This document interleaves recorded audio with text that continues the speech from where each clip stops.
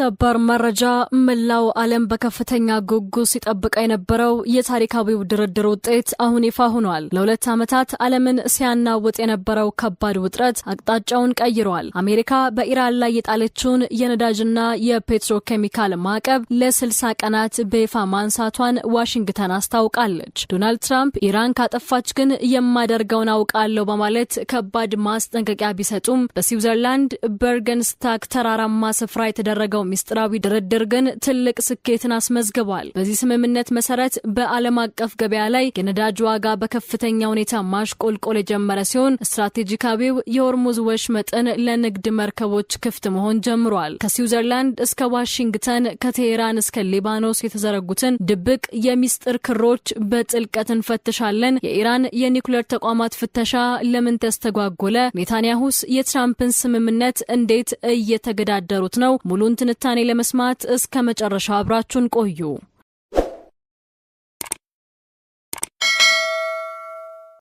ለሁለት ዓመታት ያህል መላውን ዓለም በከፍተኛ ስጋት ውስጥ ከቶ የዓለምን የኢኮኖሚ ገበያ ሲያናውጥና የነዳጅ ዋጋውን ሰማይ አድርሶ የነበረው የአሜሪካና የኢራን ከባድ ፍጥጫ ባልተጠበቀ ሁኔታ ወደ አዲስ የታሪክ ምዕራፍ ተሸጋግሯል። በአሸማጋዮቹ ፓኪስታንና ኳታር አስተናጋጅነት በባለቤትነታቸው ስር በሚገኘው የባህር ማዶ ስዊዘርላንድ በርገንስታክ በተሰኘው ተራራማ የእረፍት ስፍራ የተደረገው የመጀመሪያው ምዕራፍ ሚስጥራዊ የሰላም ውይይት ታሪካዊ ስኬት ማስመዝገቡ ይፋ ሆኗል። የዚህ ታላቅ ዲፕሎማሲያዊ መክፈቻ የመጀመሪያው ማረጋገጫ ደግሞ ዋሽንግተን በኢራን ላይ የጣለችው እጅግ ከባዱን የኢኮኖሚ ማዕቀብ ከሰኞ ጀምሮ ለ60 ቀናት ያህል በአስቸኳይ ማንሳቷን ማወጇ ነው። የአሜሪካው የግምጃ ቤት ሚኒስቴር እስከ መጪው ነሐሴ 21 ድረስ የሚቆይ ልዩ ፍቃድ ያወጣ ሲሆን በዚህም መሰረት የቴሄራን አስተዳደር የሀገሪቱን ድፍድፍ ነዳጅ፣ የፔትሮኬሚካል ምርቶችና ተያያዥ ነዳጅ ተዋጽኦችን በዓለም አቀፍ ገበያ ላይ በነጻነት መሸጥ እና ለሽያጭ የሚገባውን ክፍያ ያለምንም እገዳ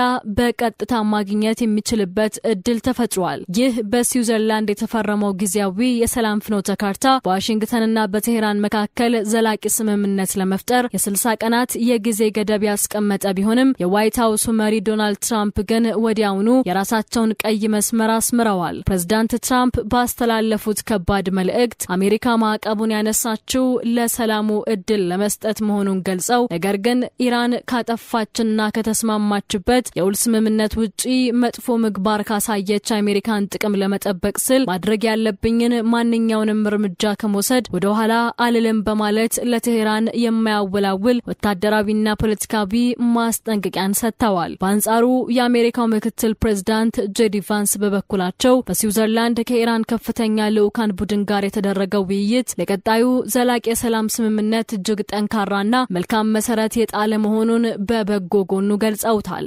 ይህ ታሪካዊ ውሳኔ ይፋ በተደረገ በጥቂት ሰዓታት ውስጥ መላውን ዓለም አቀፍ የንግድ ገበያ ያናወጠ ክስተት እየታየ ሲሆን በዓለም ገበያ ላይ የድፍድፍ ነዳጅ ዋጋ ሰኞ ዕለት በ3% ማሽቆልቆል አሳይቶ ማሽቆልቆሉ እስከ ማክሰኞ ድረስ በከፍተኛ ሁኔታ ቀጥሏል። ይህ የነዳጅ ዋጋ መውረድ የዓለምን የኢኮኖሚ የዋጋ ግሽበት በእጅጉ ያቀለለ ቢሆንም ከጀርባው ግን ትልቅ የዲፕሎማሲ ፍልሚያ ተደብቆበታል። የኢራን አስተዳደር በአሜሪካና በእስራኤል ጥቃት ለደረሰባቸው የኒውክሌር ተቋማት ዓለም አቀፉ የኒውክሌር ኃይል ኤጀንሲ መቼ መጥቶ ፍተሻ እንደሚያደርግ እስካሁን ግልጽ የሆነ የጊዜ ሰሌዳ የለም በማለት ስጋቱን የገለጸ ሲሆን እንዲያውም በስዊዘርላንድ የነበረው የኢራን ልዑክ ከኤጀንሲው መሪ ራፋኤል ግሮሲ ጋር ጨርሶ አለመገናኘቱን ይፋ ማድረጉ ከዚህ ከ60 ቀናቱ ማዕቀብ መነሳት በስተጀርባ ገና ያልተፈቱ የኒውክሌር ሚስጥሮችና ከባድ የፖለቲካ ቁማሮች መኖራቸውን በግልጽ ያሳያል። በስዊዘርላንድ የተደረሰውን የ60 ቀናት ታሪካዊ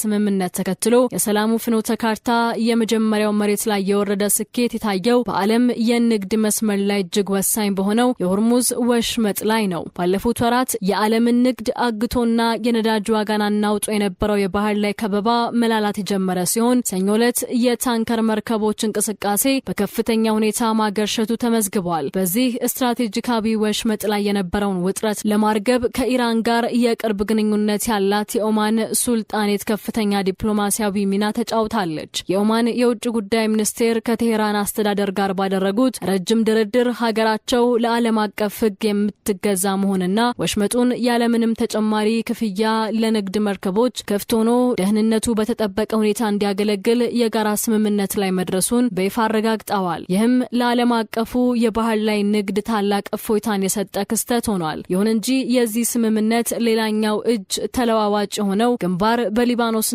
በእስራኤል መካከል የተፈጠረው የኃይል ሚዛን ነው። በአዲሱ የሰላም ማዕቀፍ መሰረት በሊባኖስ ምድር በሂዝቦላህና በእስራኤል ጦር መካከል የነበረው ከባድ ውጊያ ጋብ ማለቱና አንጻራዊ ሰላም መውረዱ የተዘገበ ሲሆን ለዚህም ሲባል በፓኪስታንና በኳታር አሸማጋይነት ውጥረትን ማርገብና ግጭትን መከላከያ ልዩ ክፍል በይፋ ተቋቁሟል። ይህ ክፍል በሁለቱ ኃይሎች መካከል ድንገተኛ ፍንዳታ እንዳይፈጠር በቀጥታ የመቆጣጠርና የመገናኛ መስመር የመዘርጋት ኃላፊነት ተሰጥቶታል። ይህም በሺዎች የሚቆጠሩ ሰዎችን ሕይወት የቀጠፈውንና በሚሊዮኖች የሚቆጠሩ ሰዎችን ያፈናቀለውን አውዳሚ የሊባኖስ ጦርነት በአስቸኳይ ለመግታት የተወሰደ ታላቅ እርምጃ ነው። ነገር ግን ይህ ዓለም አቀፍ ዲፕሎማሲያዊ ጥረት በእስራኤሉ ጠቅላይ ሚኒስትር ቤንያሚን ኔታንያሁ ግትርና የማያወላውል አቋም ሳቢያ አሁንም ከፍተኛ አደጋ ተደቅኖበታል። ኔታንያሁ በሰጡት መግለጫ በደቡብ ሊባኖስ ያወጁትን የደህንነት ቀጠና ሳይለቁ እዚያው እንደሚቆዩና የእስራኤል ጦር በዜጎቹ ላይ የሚሰነዘሩ ስጋቶችን ለማክሸፍ ማንኛውንም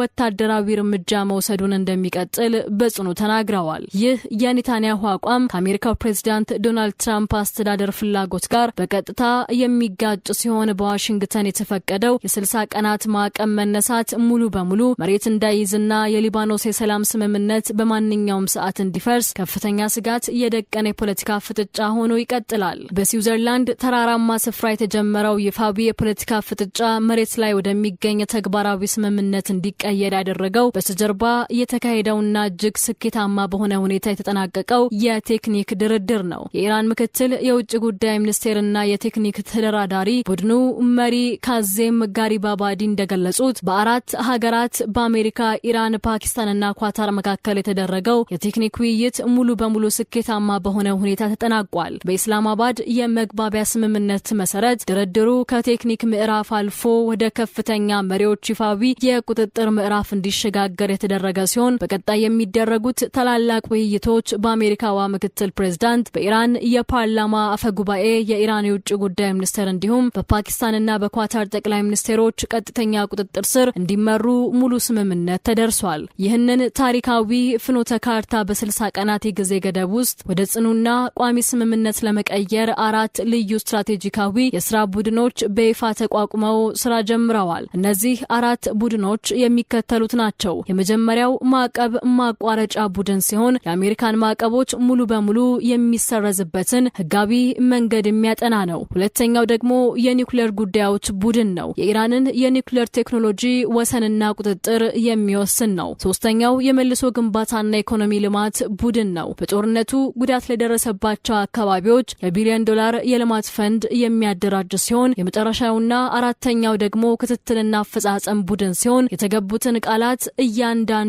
ሀገር ማክበሩን በቀጥታ የሚከታተል መሆኑን የተገለጸው። እነዚህ 4 ቡድኖች የሚሰሯቸውን ስልታዊ ውሳኔዎች በቀጥታ ለከፍተኛው መሪዎች ኮሚቴ ሪፖርት የሚያደርጉ ሲሆን በሆርሙዝ ወሽመጥ ላይ የንግድ መርከቦች እንዳይደናቀፉ የሚጠብቅ ልዩ የተራድኦ የመገናኛ ነጥብ ማቋቋማቸውም የቴክኒክ ድርድሩ ትልቅ ድል ተደርጎ ተወስዷል። የኢራን ተደራዳሪዎች ባደረጉት የማያወላውል ጥረት አሜሪካ ለኢራን ድፍድፍ ነዳጅ፣ ለፔትሮኬሚካል ምርቶችና ለሁሉም ተያያዥ አገልግሎቶች የሚሆን ሰፊ የጠቅላላ ንግድ ፍቃድ እንድትሰጥ ያስገደዱ ቢሆንም ይህ ስምምነት ግን አሁንም በሁለቱ ኃይሎች መካከል ባለው ጥልቅ የጥርጣሬ አጥር የተከበበ ነው። የ60 ቀናቱ ጊዜያዊ የሰላም ስምምነት ወደ ዘላቂ ውል ያመራል ወይስ የትራምፕ ከባድ ማስጠንቀቂያና የኔታንያሁ ወታደራዊ እርምጃ ውሉን ቀድመው ያፈርሱታል የሚለው ጉዳይ የዓለምን ጂኦፖለቲካ በቀጣዮቹ ሳምንታት ውጥረት ላይ የሚጥል ትልቁ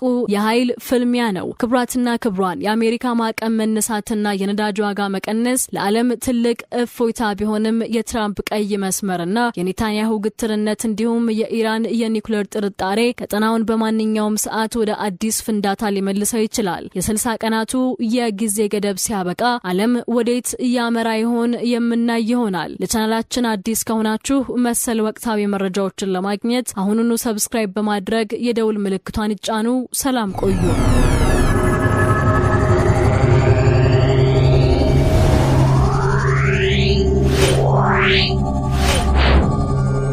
Yeah.